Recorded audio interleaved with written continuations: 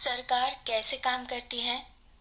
भारत के संविधान में इस देश में प्रशासन चलाने वाले एजेंसियों को 3 हिस्सों में बांट दिया गया है। इनमें से पहली है विधायिका, दूसरी है कार्यपालिका और तीसरी है न्यायपालिका। ये तीनों संस्थाएं मिलकर भारत का शासन चलाती है। विधायिका के तहत हमारी संसद आती है और इसका काम कानून बनाना होता है। कार्यपालिका का मतलब होता है कि प्रधानमंत्री, राष्ट्रपति और उनकी मंत्रिपरिषद। अब कहने को संसद कानून बनाती तो है, लेकिन असल में देश को चलाने की सारी जिम्मेवारी इसी कार्यपालिका पर होती है। इसके पश्चात बारी आती है न्यायपालिका यानी ज्यूडिशरी की। संविधान के मुताबिक ज्यूडिशरी बने हुए कानूनों की रक्षा करने और उन्हें ताड़ने वाले लोगों को सजा देने का काम करती है। जब इन एपिसोड में हम भारत की कार्यपालिका यानी एग्जीक्यूटिव की बात करेंगे, जिनमें राष्ट्रपति, उपराष्ट्रपति, प्रधानमंत्री और उनका मंत्रिपरिषद शामिल होता है। आइए सबसे पहले चर्चा करते हैं कि राष्ट्रपति का चुनाव कैसे होता है और उनका काम क्या होता है। भारतीय संविधान के मुताबिक देश का राष्ट्रपति भारत का हेड ऑफ द स्टेट होता है, यानी हमारी सरकार में उनकी जगह नंबर 1 पर होती है।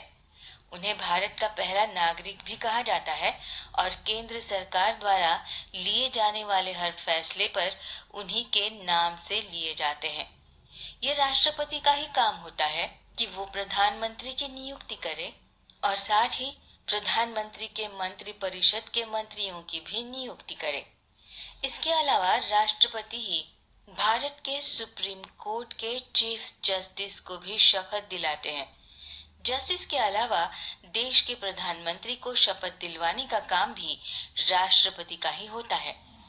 संविधान के मुताबिक भारत की तीनों सेनाओं का प्रमुख भी राष्ट्रपति को ही माना जाता है और इसी वजह से संसद में प्रस्ताव पास होने के बाद देश का राष्ट्रपति ही युद्ध शुरू होने या खत्म होने की घोषणा कर सकता है। वो न सिर्फ कार्यपालिका का हिस्सा होता है, बल्कि उसे संसद का भी हिस्सा माना जाता है। वही संसद के दोनों सदनों को मीटिंग के लिए कहता है, फिर उस मीटिंग को टाल भी सकता है और लोकसभा को भी भंग कर सकता है।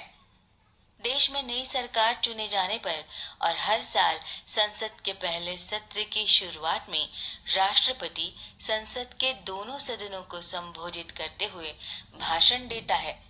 इस भाषण के बाद सरकार एक धन्यवाद प्रस्ताव संसद में लेकर आती है और अगर उस धन्यवाद प्रस्ताव को सरकार पास न करवा पाए तो उसे इस्तीफा भी देना पड़ सकता है। अब यहाँ तक कि कुछ बिल ऐसे भी होते हैं जिन्हें संसद में पेश करने से पहले राष्ट्रपति की इजाजत लेना जरूरी होता है। जैसे अब कोई भी मनी बिल यानी ऐसा बिल हो जिसमें कोई नया टैक्स लगाने या बंद करने की व्यवस्था की गई हो, ऐसे में उसे उसको पहले राष्ट्रपति के पास ले जाना होता है और उनकी इजाजत के बाद उसे संसद में पेश किया जा सकता है। इस तरह से अब अगर कोई साधारण बिल भी संसद में पास हो चुका है तो उसे भी राष्ट्रपति की मंजूरी के लिए भेजा जाता है। इस दौरान अगर राष्ट्रपति चाहे तो उस बिल को पास कर सकता है, उसे अपने पास रोक कर भी रख सकता है या फिर उसे दोबारा विचार करने के लिए सरकार को लौटा सकता है। लेकिन अगर संसद उस बिल को दोबारा पास करके राष्ट्रपति के पास भेज दे तो संविधान के अनुसार राष्ट्रपति को उस बिल को पास करना ही होगा। इन सब के अलावा एक सबसे खास ताकत राष्ट्रपति के पास ये भी होती है कि जब संसद के दोनों सदन कामकाज नहीं कर रहे होते हैं तब राष्ट्रपति अध्यादेश जारी करके कोई भी नया कानून बना सकता है। खास बात तो ये है कि ये अध्यादेश संसद द्वारा पारित किए हुए कानून की तरह ही काम करते हैं। इसके साथ साथ राष्ट्रपति राज्यसभा में 12 मेंबर अपनी ओर से भी भेज सकता है, जो अपने अपने कार्य क्षेत्रों में कुछ न कुछ विशेष काम करके आते हैं। संविधान के आर्टिकल 72 के अनुसार राष्ट्रपति के पास ये भी शक्ति होती है कि वो कोर्ट द्वारा दी गई किसी भी सजा को माफ कर सकता है या उसे कम भी कर सकता है। आर्टिकल 352 के तहत भारत का राष्ट्रपति देश में इमरजेंसी भी लगा सकता है, जिसका मतलब ये होता है कि देश की सारी शक्ति केंद्र सरकार के हाथ में आ जाएगी और राज्य के पास कोई शक्ति नहीं रहेगी। इसी के साथ अगर राष्ट्रपति को ऐसे लगता है कि किसी राज्य की सरकार संविधान के अनुसार काम नहीं कर रही, तो आर्टिकल 356 के तहत वो किसी भी राज्य में राष्ट्रपति शासन लगा सकते हैं। अब ये तो हुई बात राष्ट्रपति की शक्तियों की। अब बात करते हैं राष्ट्रपति के चुनाव के लिए कौन कौन सी बातों का ध्यान रखना चाहिए और एक इंसान के राष्ट्रपति बनने के लिए किन योग्यताओं या क्वालिफिकेशन का होना जरूरी होता है। तो सबसे पहले तो ये बात जरूरी होती है कि जो व्यक्ति राष्ट्रपति के चुनाव में खड़ा हो रहा हो वो भारत का नागरिक होना चाहिए और उसकी उम्र 35 सालों से कम न हो। साथ ही साथ उसकी योग्यता इतनी ही हो कि वो लोकसभा का सदस्य बन सके। इसकी वजह यह है कि राष्ट्रपति के पद पर बैठा कोई भी व्यक्ति या उपराष्ट्रपति भी दोबारा चुनाव लड़ने के लिए स्वतंत्र होता है। यहाँ तक कि भारत सरकार के मंत्री परिषद का कोई भी मंत्री और किसी राज्य का गवर्नर भी राष्ट्रपति का चुनाव लड़ सकता है। आपको इस बात का भी पता होना चाहिए कि राष्ट्रपति का चुनाव करवाने के लिए भारत के लोगों को सीधे वोट नहीं देना होता, बल्कि उनकी ओर से संसद के दोनों सदनों में चुनकर आए सांसद, राज्यों की विधानसभा में चुनकर आए विधायक और दिल्ली और पौंडीचेरी की विधानसभा में चुने गए विधायक वोट कर सकते हैं। एक बार चुने जाने के बाद राष्ट्रपति 5 सालों तक अपने पद पर बना रहता है। हालांकि वो जितनी मर्जी दोबारा चुनाव भी लड़ सकता है। राष्ट्रपति के बाद अब बारी आती है उपराष्ट्रपति की। उपराष्ट्रपति राष्ट्रपति के बाद भारत का दूसरा सबसे बड़ा पद होता है। राष्ट्रपति की मौत होने, इस्तीफा देने के बाद या फिर हटाए जाने के बाद या और किसी दूसरी वजह से उसके मौजूद ना रहने पर एक उपराष्ट्रपति ही उनका कामकाज संभालता है।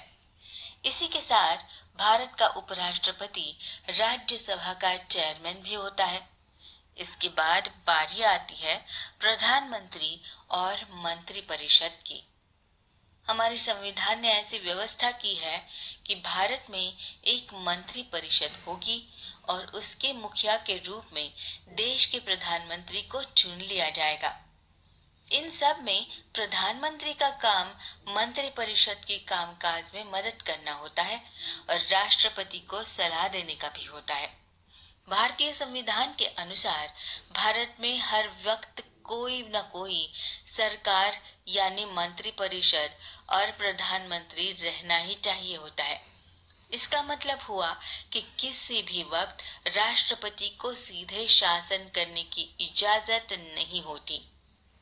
संविधान के आर्टिकल 75 के तहत राष्ट्रपति ही प्रधानमंत्री को अपॉइंट यानी नियुक्त करता है और प्रधानमंत्री की सलाह पर राष्ट्रपति मंत्रिपरिषद के बाकी मंत्रियों की नियुक्ति करता है। लेकिन साल 2003 में एक संविधान संशोधन बिल के द्वारा यह तय कर दिया गया कि प्रधानमंत्री को साथ में गिनते हुए उनके पूरी मंत्रिपरिषद की संख्या लोकसभा के कुल सदस्यों के 15% से ज्यादा नहीं हो सकती। ये मंत्रिपरिषद सीधे लोकसभा के प्रति जिम्मेदार होती है, यानी लोकसभा के बने रहने तक ही मंत्रिपरिषद और प्रधानमंत्री अपने पद पर रह सकते हैं। अब अगर भारत में मौजूद सरकार लोकसभा में अपना बहुमत खो देती है तो उन्हें अपने अपने पद से इस्तीफा भी देना होता है। इस तरह से कहने के लिए तो भारत में राष्ट्रपति राज्यों और देश का प्रमुख होते हैं, लेकिन असल में देश का शासन प्रधानमंत्री और उनकी मंत्रिपरिषद ही चलाती है। इसी वजह से प्रधानमंत्री को संविधान के आर्टिकल 78 में ये जिम्मेदारी दी हुई है कि वो सरकार के कामकाज के बारे में राष्ट्रपति को सूचना देता रहेगा। शायद राष्ट्रपति से ज्यादा प्रधानमंत्री के पास ज्यादा शक्ति होने की वजह से ही भारत में सरकार की जो व्यवस्था है उसे संसदीय शासन व्यवस्था कहते हैं और न कि राष्ट्रपति शासन व्यवस्था, क्योंकि यहाँ की सरकार वो लोग चलाते हैं जो संसद में चुनकर आते हैं। इसके ठीक उल्टा अमेरिका में राष्ट्रपति शासन व्यवस्था होती है, जहां जनता सीधे राष्ट्रपति को वोट देती है और वही सरकार का मुख्य अधिकारी होता है। अब इस तरह प्रधानमंत्री सरकार का प्रमुख होता है और उसके नीचे मंत्रिपरिषद अपना काम करती है।